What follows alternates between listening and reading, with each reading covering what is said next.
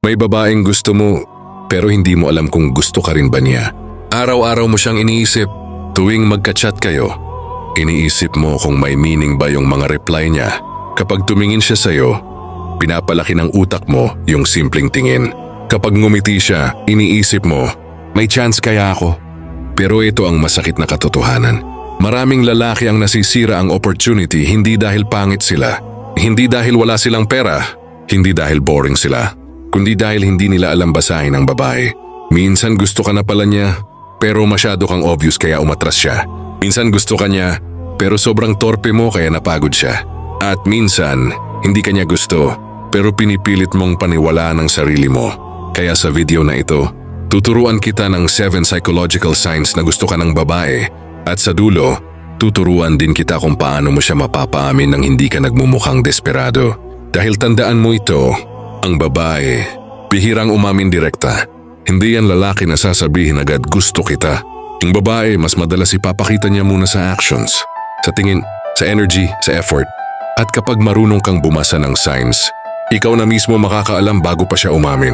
Kaya kung gusto mong malaman kung chance ka ba o delusion lang, manood ka hanggang dulo. Dahil baka yung babaeng iniisip mo ngayon, gusto ka rin pala. Si Wine First One, lagi siyang present sa buhay mo. Kapag gusto ka ng babae, mapapansin mong parang lagi siyang nandyan. Hindi man araw-araw obvious, pero bigla na lang siyang magre-react sa story mo. Bigla siyang magtatanong ng random. Bigla siyang magpaparamdam kapag tahimik ka. Bakit? Dahil ang babae kapag gusto ka, gusto niyang manatili sa radar mo. Ayaw niyang mawala sa isip mo. Kahit simpleng kumain ka na. O ano ginagawa mo? Malaking sign yan. Hindi dahil bored siya, kundi dahil gusto niyang may dahilan para kausapin ka. Psychology fact. Kapag attracted ang tao, natural niyang hinahanap ang presence ng taong gusto niya. Kaya kung lagi siyang present, may chance na gusto ka niya. Singin number 2, naalala niya maliit na detalye tungkol sa'yo. Sinabi mo noon favorite color mo black. After 2 weeks naalala niya. Nasabi mong ayaw mo ng maingay na lugar. Naalala niya. Nasabi mong pagod ka sa work. Next day tatanungin ka niya kung okay ka na. Alam mo ibig sabihin niyan? Pinapakinggan ka niya. Kapag ang babae pinapakinggan ka talaga, ibig sabihin interested siya. Dahil ang taong walang pake, mabilis makalimot. Pero ang taong may gusto, maalala kahit maliliit na bagay.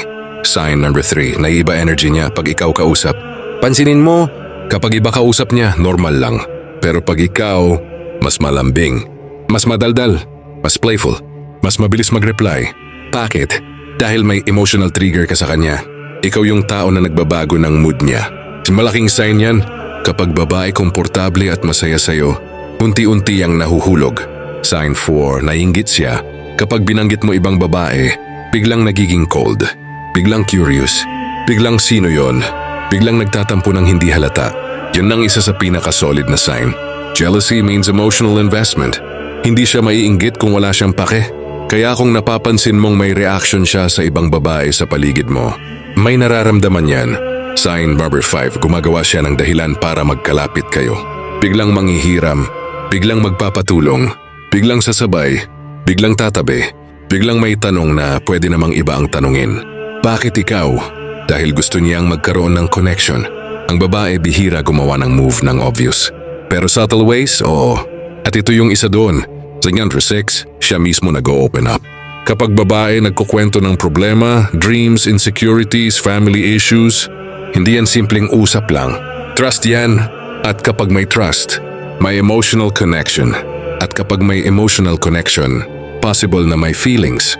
Dahil ang babae hindi basta nag-o-open up sa lalaking wala siyang halaga. Sign number 7, binibigyan kanya ng opportunity. Ito pinakamahalaga. Hindi lahat ng sign valid kung hindi ka binibigyan ng chance. Meaning, ina-accept invites mo. Available siya sa'yo. Nakikipag-usap siya ng maayos. Hindi ka pinaparamdam na istorbo ka.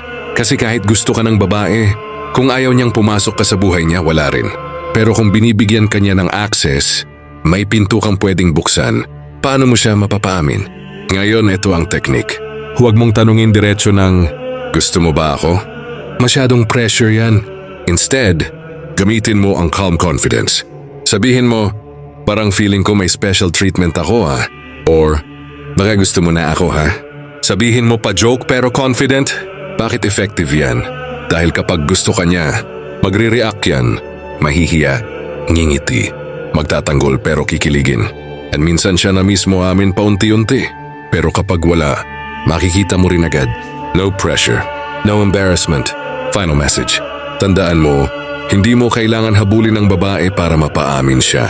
Mas kailangan mong maging lalaking safe, confident, at masarap kausap. Kapag naramdaman niya yan, siya mismo lalapit. Siya mismo magpapakita ng signs. At minsan, siya pa ang unang aamin. Kaya imbes na pilitin mong gustuhin ka, mag-focus ka maging lalaking mahirap bitawan. Kung gusto mo part 2 nito,